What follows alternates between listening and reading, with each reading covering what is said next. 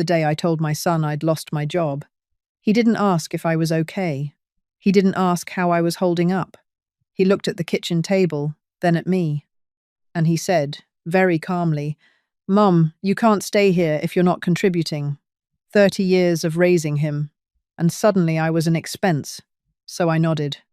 I picked up my suitcase from the hallway closet, and I didn't tell him the one thing that would have changed his tone completely, because I needed to know whether he loved me or just my paycheck.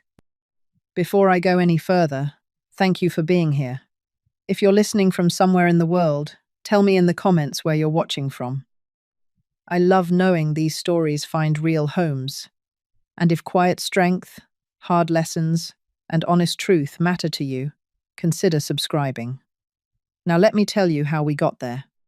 I used to wake up before everyone else. 5:30, coffee brewing, the house still and dim. I'd stand at the sink and watch the sky lighten over the fence I helped pay for.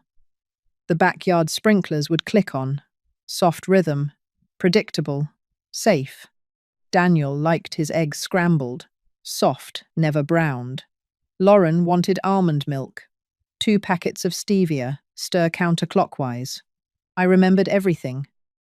That's what I did. I remembered the small things so nobody had to ask twice. I wasn't always living with them. When Daniel married, I moved 2 hours away to work as a live-in caregiver for an older woman named Mrs. Whitaker.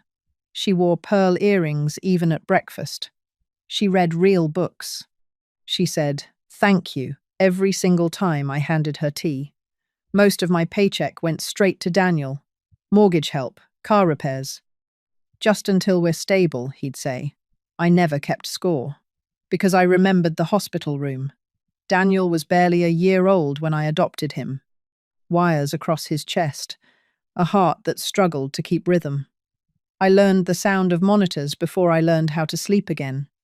I worked nights waitressing, mornings cleaning offices. I'd come home smelling like fryer oil and bleach, and still rock him until sunrise. When my husband said, "It's him or me," I didn't argue. I signed the divorce papers, took Daniel home, and never told him he had been chosen. I didn't want him to carry that weight. By the time he graduated college, he was strong, healthy, smiling in a navy cap and gown. I stood in the bleachers and clapped until my palms burned. When he and Lauren wanted to buy their first home, I emptied most of my savings to help with the down payment. The deed went in their names. "Mom, one day I'll take care of you," he told me.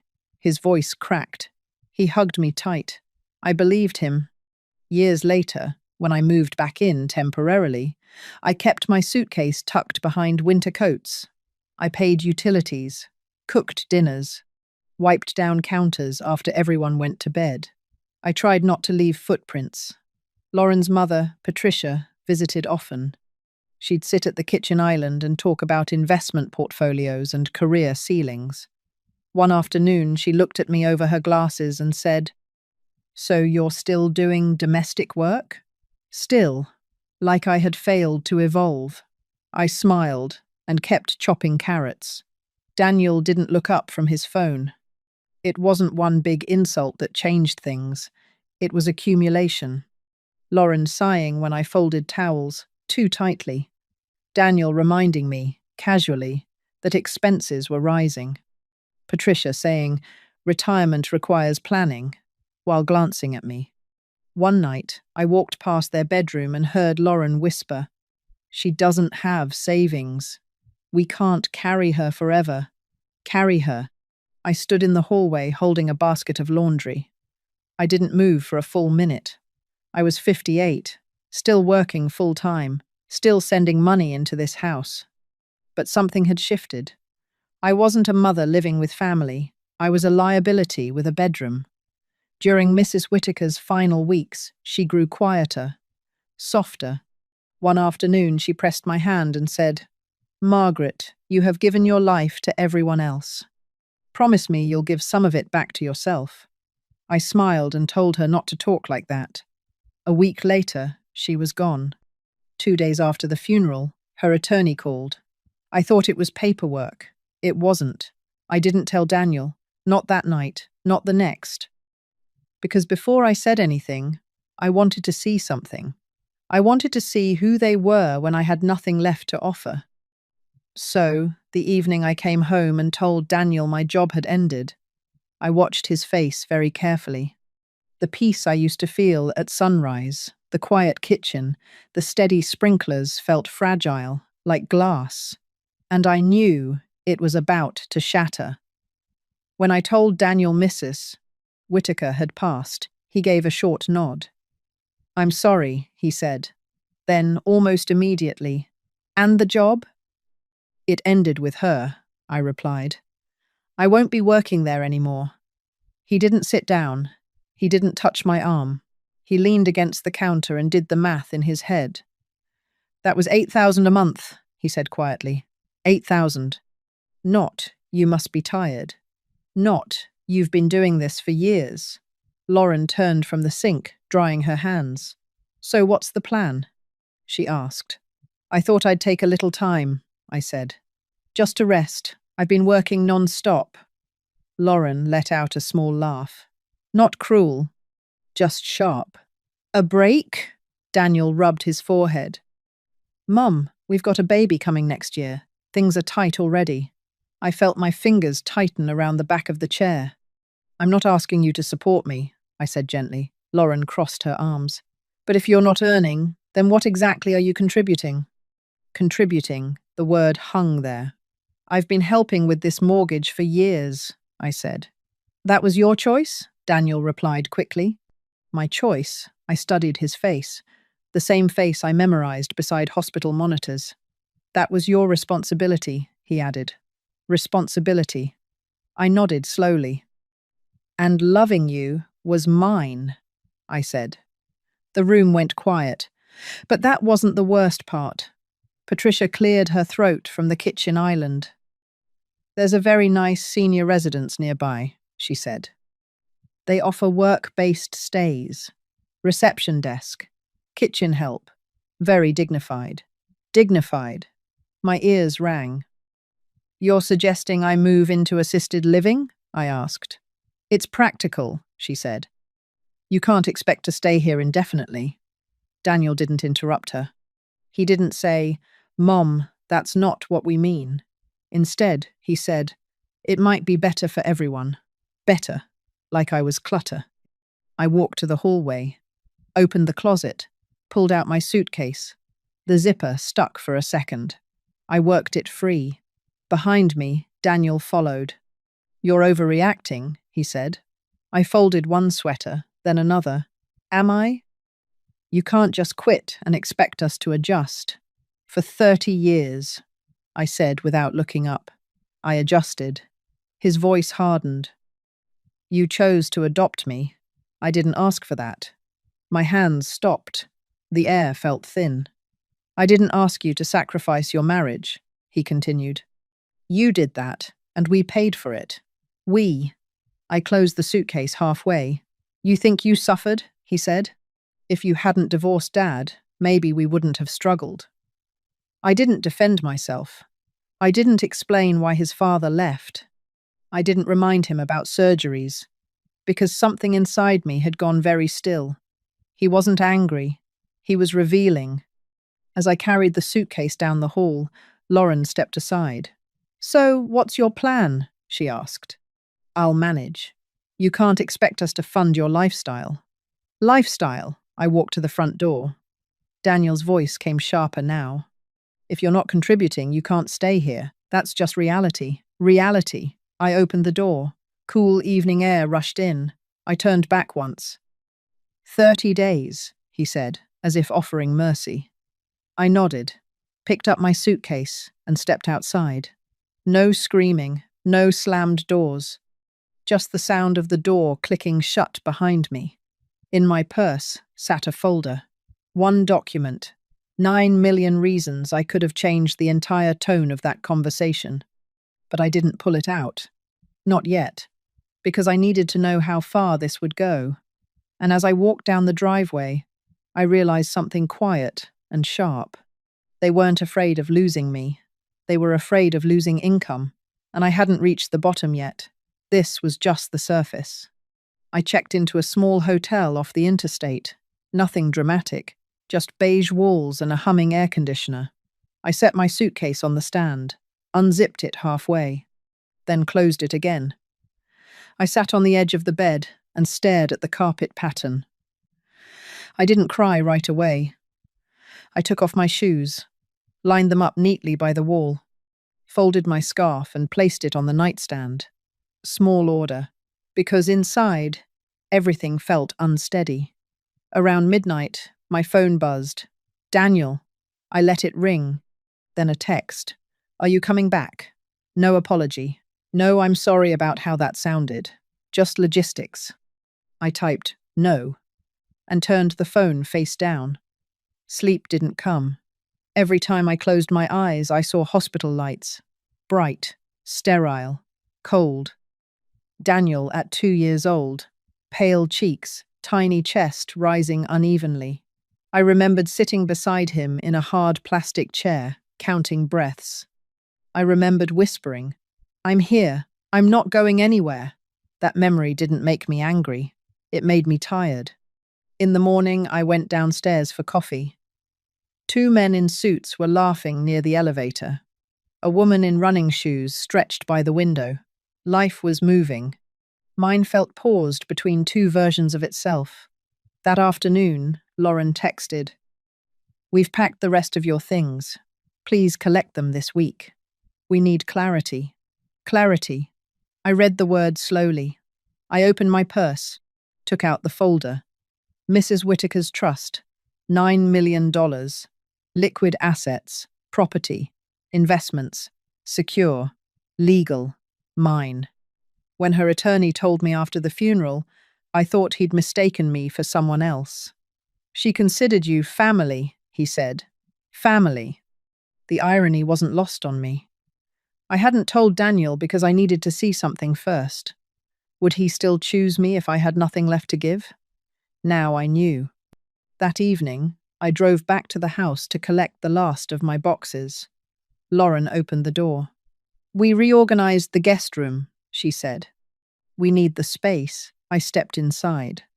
The house smelled like lemon cleaner. My framed photo from Daniel's graduation was gone from the mantel. I didn't ask where it went. In the bedroom, my sweaters were stacked inside a plastic bin labeled Mom. Just that. No last name, no room number, just Mom. I sat on the edge of the bed for a second, ran my hand across the quilt I had stitched years ago. Lauren appeared in the doorway. You're not hiding money from Daniel, are you? She asked suddenly. I looked up. What? Patricia thinks your employer was wealthy. There it was. Concern, not about me, about access. I'm not hiding anything, I said evenly. Her shoulders loosened. That reaction told me everything. As I carried the final box to my car, Daniel pulled into the driveway. He stepped out quickly. Mum, wait. I set the box down in the trunk. Yes? He looked uncomfortable. We said things. Yes, I replied. You did. He avoided my eyes. You can't expect us to carry you. I closed the trunk gently. I never asked you to, he exhaled. We're under pressure. I studied him for a moment. So was I. He didn't respond. I got into my car, closed the door, and drove away. Back at the hotel, I sat by the window and watched the headlights stream past. Red, white, red, white. If I told them about the money now, they would soften. They would call it stress. A misunderstanding. But it wouldn't change what I saw in their faces that night. It wouldn't change the word burden. So I didn't call the attorney. I didn't confront anyone. Instead, I opened my notebook. I began listing every contribution I'd ever made toward that house. Dates, amounts, transfers, not out of revenge, out of clarity. Emotion fades, paper doesn't. As the nights passed, something steadier than anger settled inside me. They thought I was weak because I was quiet. They thought kindness meant compliance. They were wrong. I wasn't breaking, I was thinking. very carefully. The next morning, I made coffee in the hotel room, sat at the small round table, opened my notebook. At the top of the page, I wrote, I gave him my whole life, then he tried to throw me away. I didn't underline it. I didn't circle it. I just let it sit there. Clear, true. I called Mrs. Whitaker's attorney that afternoon. Yes, Margaret, he said. The trust is fully funded, liquid and secured. Approximately 9 million. 9 million. It didn't feel like power, it felt like protection. I want everything documented, I said, quietly. Of course. Over the next week, I became invisible. No social media. No emotional phone calls, just paperwork. I requested certified copies of the trust, bank statements, property records. Then I gathered my own documents. Every mortgage transfer, every check I had written to Daniel over the years. There were more than I remembered. Love has a way of erasing receipts. Paperwork restores memory. While reviewing escrow records, I saw something else. Years ago, when we purchased the house, my name had briefly appeared during initial filing, then removed before final registration. I remembered Daniel saying, "It's cleaner this way, Mum." Cleaner. I hadn't questioned it. Back then, love was enough. Now, clarity mattered more. I met with a financial advisor recommended by the attorney. She was calm, direct.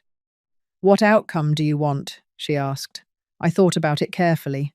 "I don't want to destroy anything," I said. "I just don't want to be erased," she nodded. "That's a boundary," she said, "not revenge." I purchased 2 properties, quietly. In my name only, one to live in, one as an investment. No announcements, no celebration dinner. I signed the contracts with steady hands. The sales agent congratulated me. I smiled politely. Inside, I felt something deeper than satisfaction. Security. For the first time in decades, I had walls that couldn't be leveraged against me. I hired a private investigator, not to dig up dirt, just to confirm whether Daniel suspected anything. The report came back simple. He had been telling friends I was unstable, irresponsible, refusing to contribute. That word again. I didn't react. I prepared. One evening, Daniel left a voicemail. His voice was softer now. "Mom, maybe we overreacted. Can we talk?" No apology, just repositioning. Distance makes people nervous. I didn't call back. Instead, I scheduled a meeting with a real estate litigation attorney. Not because I wanted drama, because I wanted precision. If I was going to protect what I helped build, it would be through timing, through documentation, through calm. Weeks passed. I moved into my new home quietly, unpacked slowly, placed my favorite mug in the cabinet, hung my graduation photo back on a wall. No one sighed at my presence. No one measured my worth in monthly transfers. The silence felt different here, not empty, stable. I drove past Daniel's house once, didn't stop, just observed. The curtains were still the ones I hemmed by hand. Their cars were parked in the driveway. They looked comfortable, secure. They had no idea what was coming. Not chaos. Not yelling, paper. I gave him my whole life. Then he tried to throw me away. He thought I would shrink, disappear. Instead, I organized, calculated, waited. Because timing matters more than emotion. And when he finally came to my door, I would be ready. The stage was set. All I had to do was wait. He came on a Tuesday afternoon. I saw his truck through the front window. I didn't rush.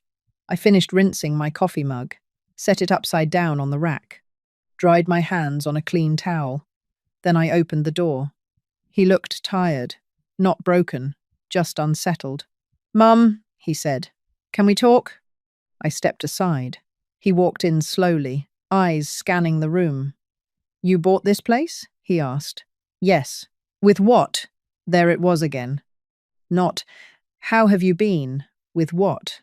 I sat down on the couch and folded my hands loosely in my lap. Tea, I offered. No, he said quickly. I don't have much time. Time. Interesting. I heard you bought 2 properties, he continued. What's going on? I secured my future, I said calmly. He exhaled through his nose. If you inherited something, you should have told me. Should have. I reached for the folder on the coffee table and slid it toward him. I did inherit money, I said. $9 million. From Mrs. Whitaker. It's in a trust. Fully legal. He didn't touch the folder at first, just stared at it. 9 million? He repeated. Yes. The silence stretched. And you didn't tell me? He asked. No. Why? I held his eyes. Because the night I told you I'd lost my job, you told me I couldn't stay if I wasn't contributing. His jaw tightened. That was stress. That was clarity. He shifted uncomfortably. We were under pressure. So was I said. He leaned forward now. Mom, we can fix this. You don't have to live alone. I almost smiled. I'm not alone. He ignored that. We can invest, combine assets, make smarter moves together. Together. The word felt different now. Empty. I slid another document across the table. He frowned.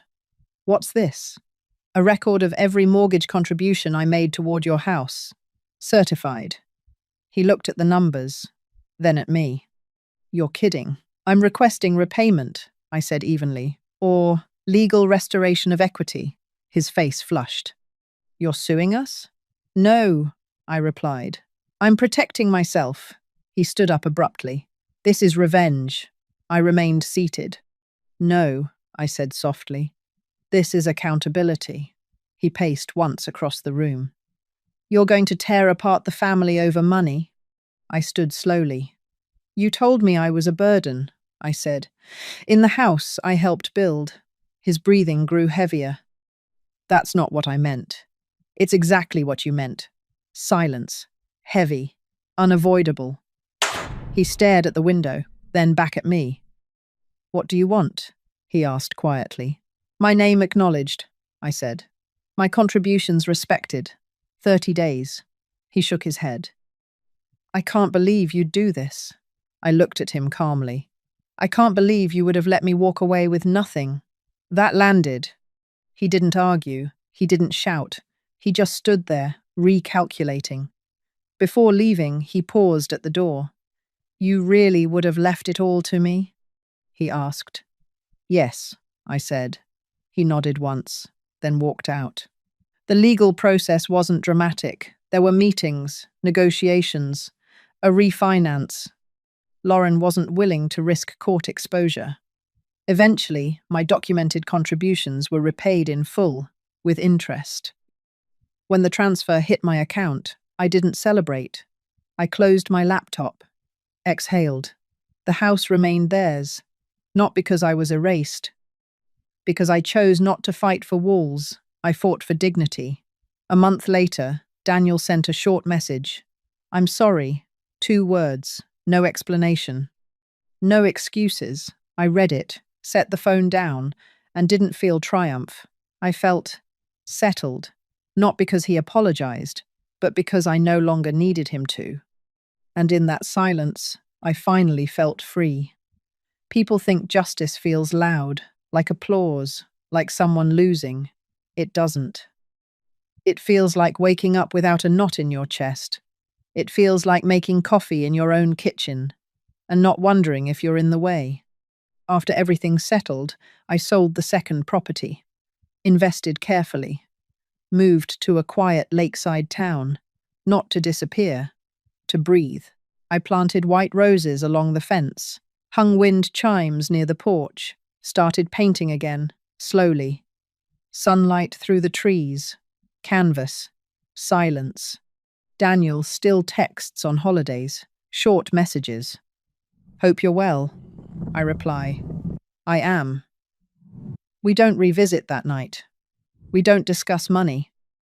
We speak like 2 adults who understand boundaries now. That's enough. Sometimes people ask me the question they think will break me. Do you regret adopting him?